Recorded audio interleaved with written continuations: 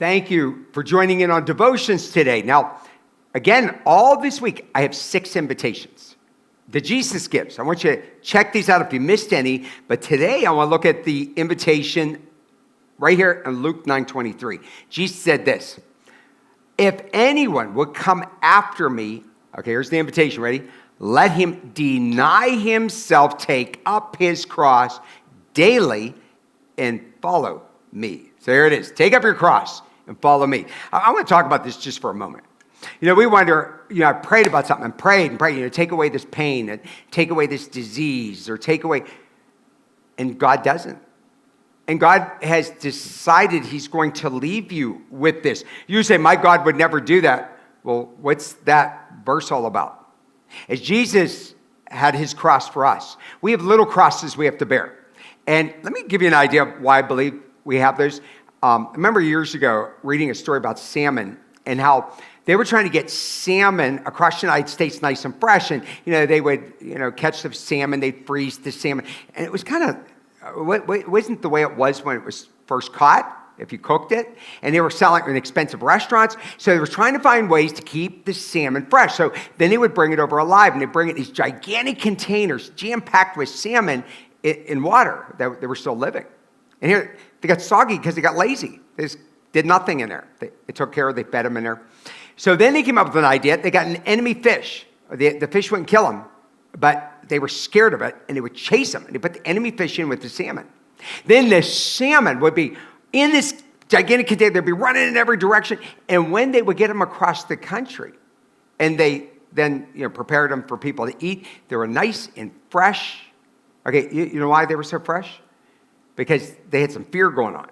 Because they had this stress going on. That's what God does to us with the cross. If you work that cross right. Look here. We cannot wear a crown if we do not bear a cross. Do you see that? You want a crown in heaven? You say, I don't need a crown in heaven. If you don't have a crown, that means you did nothing. You did nothing. You're like a big waste of time. Be upfront. I'm just telling you upfront. Listen, you want to honor him and glorify him. So it's not about the crown. It shows that you really loved him and you weren't like some wallflower in Christianity. Look at Mark 10:21. Jesus, looking at a man who wanted to follow him, said he loved him. This man would follow him. He was a rich man. He said, this is what I want you to do. Because this man was telling him things he was doing for Jesus. He goes, you lack one thing. Go and sell all that you have. Because he wanted to be his disciple. And give it to the poor. And you will have treasure in heaven. And come and follow me. Disheartened by the saying, he went away sorrowful, for he had great possessions. Hey, I got news for you. If you want to follow Jesus, you want to be a minister of the gospel, it's tough. It's not easy. When you see what the pastors in the church do, our lay ministers, especially our full-time pastors, it's a little obnoxious. I'm going to be upfront. Most people aren't going to pass the test to do it because you got to do things you don't want to do. You have to work hours you don't want to work.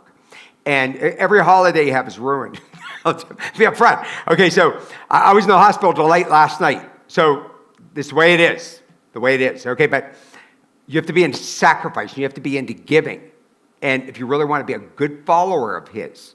And so you got to think about it if you really want to follow him. Listen, there has never yet been a man in history who has led a life of ease, whose name is worth remembering. I love that. Mr. Eckerd of Eckerd Drugstore. He got saved, gave his life to Jesus Christ. He had all these stores. And they were selling Playboy and Penthouse. Don't tell me you don't know what that is, okay? Okay, so they made tons of money off. He made the decision they weren't going to sell it anymore. The president that was running his company, big fights, say, Mr. Eckerd, you're crazy. You're going to go under because they made so much money off of these smut, dirty magazines. God blessed them. They made more money than ever.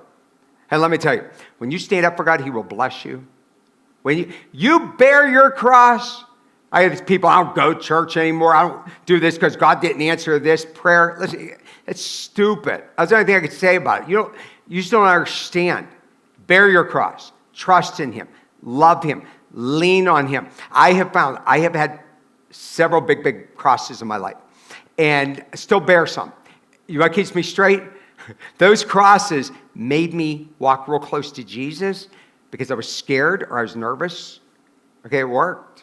and we become more productive. All right, those are my 6 invitations.